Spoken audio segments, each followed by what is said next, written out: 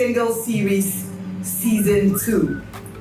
In this first episode, we will be talking about identity exploration. My name is Abrahams-Appiah, and I'm the host of the Young and Single series. In our season 1, we had 27 episodes where we learned different things relating to the young adolescent and the young adult. The Young and Single series is a special training platform where we are talking about topics that are relevant to young ones, teenagers, and topics that will help these young ones navigate the complex maze of the single, independent years and help this one to become responsible and a fully fledged, informed adult. I believe that in case you are new to this channel, you will subscribe, you will like our videos, share them, and hit the button for every new video to be sent to you. Let's begin with today's topic. We want to talk about identity exploration. I would want to tell you a story. I studied geology for my first degree, and as part of my training, I undertook a student internship with a water drilling company. And so I was with Water Resources Research Institute. We went into the field to explore for water. Very early we left with a team, and on our way we stopped to get something to eat and went all the way into the bush, very far away from human habitation. And we spent the whole day laying lines and making soundings just to be able to delineate where we could get the best yield of water. Exploration. When we talk of identity exploration, what are we referring to? I would want us to begin by defining these two terms. It makes it easy for the young one following me to be able to apply the principles that I want to share today. When we talk of identity, it is the fact of a being or the fact of what a person is. So who you are, who you really are. My name is Hannah. Who am I? You are watching me, but do you know me? And do I even know myself? You watching me, you know your name, but do you know yourself? Many people have no idea of who they are. It is so important to understand who you are. It is only at this point that you can say, I have an idea of my identity. When we talk of exploration, it is a thorough examination or a search. I gave you the story of my experience on the field, searching for water. And so now identity exploration means we want to thoroughly examine ourselves to know who we are. Usually, when people are born, they go through different stages of growth. And we know from psychology that Erik Erikson developed a thesis where most adolescents are at an age or a period where they are searching for identity. They want to know and discover who they are. But research has further shown that people continue to discover identity because it is a process. It is not a one-time discovery. And so as you are growing, you find out that you keep finding out new things about yourself that you really didn't know about earlier when you began the journey of life. Many adolescents usually never get their full picture of who they really are, apart from a few self-regulated adults or self-regulated adults like young people. But even those ones may have done something, and those are the tips we want to share today. How can I fully explore my identity? The age group from 15 years, late teens, into the early 20s, up to the mid-20s, are ages where most often people are going into career search, academic skill acquisition, and there are two major areas that concern people at that point in time. Love, who can I be with? Who would I like to talk to? Who understands me? And you can only answer those questions when you actually know who you are. And then work. What do I want to do? What do I enjoy doing? What will I be willing to spend the rest of my life doing? So in searching for one's identity, you must understand that this search can be conscious or unconscious. Unconsciously, we keep discovering ourselves every day. There are people who have never done a conscious search about themselves. And so they have ended up with the wrong spouse for life. They've ended up in the wrong job. When you go into certain offices, you find people who are grumbling, who are grumpy. You find people who are not joyful, they are not happy, they are not fulfilled. Very possible. They had no idea who they are, and they have no idea of what they could do. And we want to avoid that, because it will be so disastrous to get stuck with somebody you don't like, you can't stand for the rest of your life, and it will equally be disastrous to find yourself doing a job that is so routine for you, that is so boring. In my years of training and raising young ones, I found out that you meet different types of people and different interests. I met a young boy who loves to be alone. He can stay in the library the whole day, stuck with books. I look at him and I'm like, how do you do it? And he's like, Mommy, I'm okay. I'm enjoying what I do. And I'm like, I can't do that because I love people. I'm a people-oriented person. I love sharing. I love talking. I love teaching. I love imparting knowledge. But he on the other side loves quiet. He loves reflecting. He loves researching. And so he has been able to find a career or a niche that is comfortable with his identity. I believe that when we discover clearly who we are early, we avoid pitfalls which would have become permanent at a certain stage. Because when you are younger, you are in your late teens, early 20s, you still have a lot of independence. You have not entered the stable, committed age where typically adult life, you have a long-term job, you have a marriage, you are in parenting, and you have responsibilities that make it so difficult for you to flip one job to the other or flip a wife in and out like you would flip an egg. It doesn't work that way. So what should you do? And how can you go about discovering your identity? One, what are the qualities that are important to you? These are things that very early you must sit down and itemize. Who am I? What do I like? What don't I like?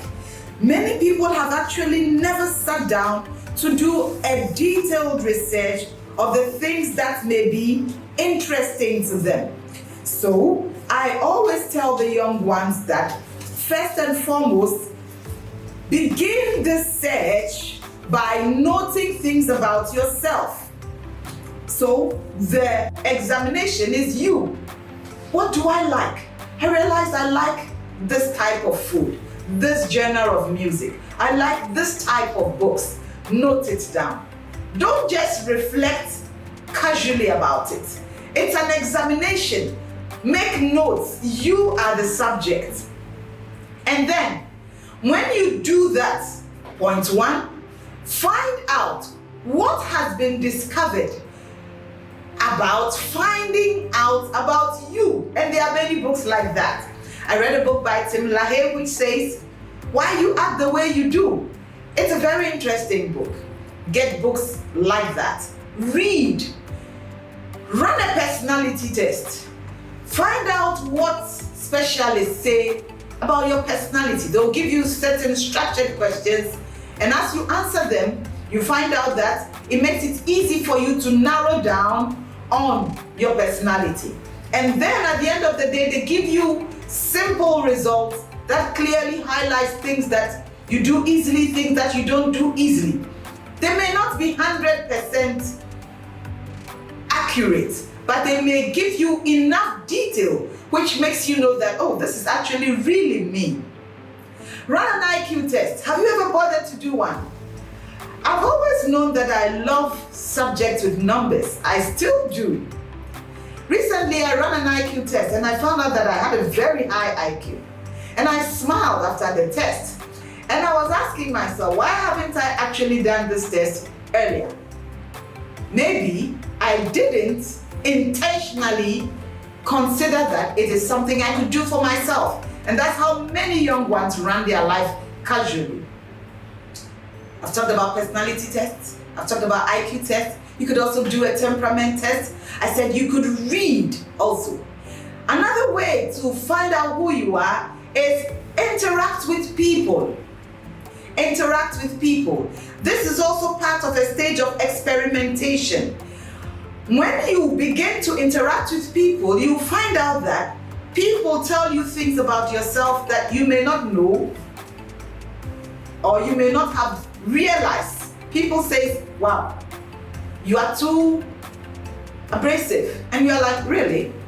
People say you are too timid. You're like, I never knew. People feel you are not confident.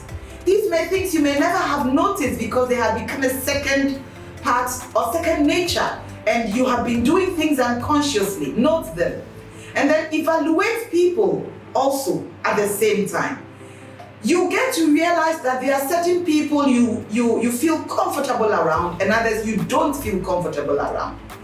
You also get to narrow down on who you really are and what you really want to do.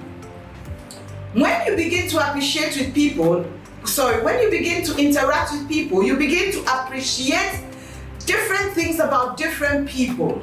When you remain a loner, sadly, you may live in your own world feeling that everything in your world is perfect. But when you move out, you realize that there's a bigger world out there. And as you get feedback, it will help you to improve, it will help you to settle, it will help you to accept that unique discovery called you. Remember, we are talking about identity exploration. This is something you must be intentional about.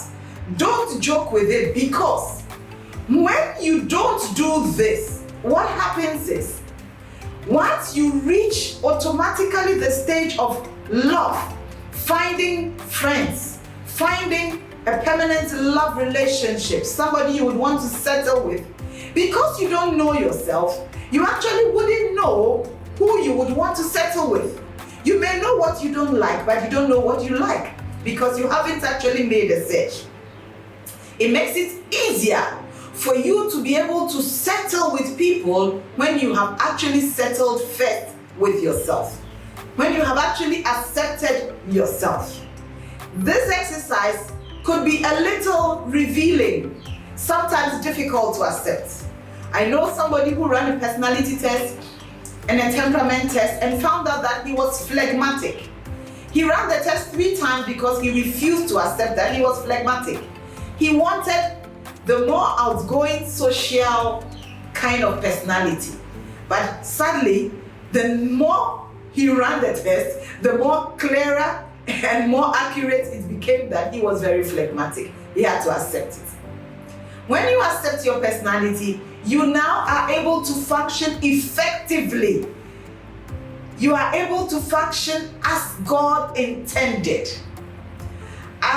In the first season, taught on your authentic self. It was episode 9 in season 1 of my Young and Single series. I would recommend that you go and watch that video. I highlighted certain things that I haven't talked about in this video. And so, once this exploration has been properly done, you would find out that there are unique strengths and weaknesses that are revealed by this examination. Keep improving on your strengths. Develop skills in the areas of your strengths. And then for your weaknesses, start finding ways to work on them. Or for those you can't do much now, ignore them. They shouldn't become limitations for you, else you won't function fully as God intended, and you will not be at the best of your potential. When you get this right, the added advantage, unlike love, is in the area of work. The career path you would want to permanently find yourself in. When you are young, you have the time to experiment. Usually, many young ones experiment with low-skilled jobs, especially when they are outside. They want to do a job in the restaurant as a waitress. You don't need too much experience or too much knowledge to be able to do certain jobs. You develop soft skills by doing these jobs. But is that what you want to spend the rest of your life doing? Do you want to go into data management? Do you want to go into video? Do you want to go into education? By the time you are discovering jobs that require more skill and more knowledge, you realize that understanding your personality helps you now choose a particular course in the university, a particular course in the tertiary institution, and then you develop that skill needed to actually finally end you up in that course that may be your life career. I always say about myself, I should have done education very early. I love educating. I didn't do education as a subject early because I was still experimenting with my life. But now I have reached a stage where I have understood who I am, what I like, what I can do, and it has now helped me to be able to channel my energies in the area of my strengths, in the area of my interests. I believe I have shared secrets and tips that will be revealing and that will be helpful for you to undertake this exercise of identity exploration. Remember, you are fearfully and wonderfully made. And that's one of my favorite scriptures in Psalms. I believe you have enjoyed this video like I have enjoyed teaching you. Like the video, share the video, leave a comment. It could even be a question, I'll get back to you. Please subscribe in case you have not. And most importantly, make sure that you press the button for any new video that will be sent to reach you. God bless you for watching. My name is Abrahams-Appiah, and see you next time on the Young and Single series. God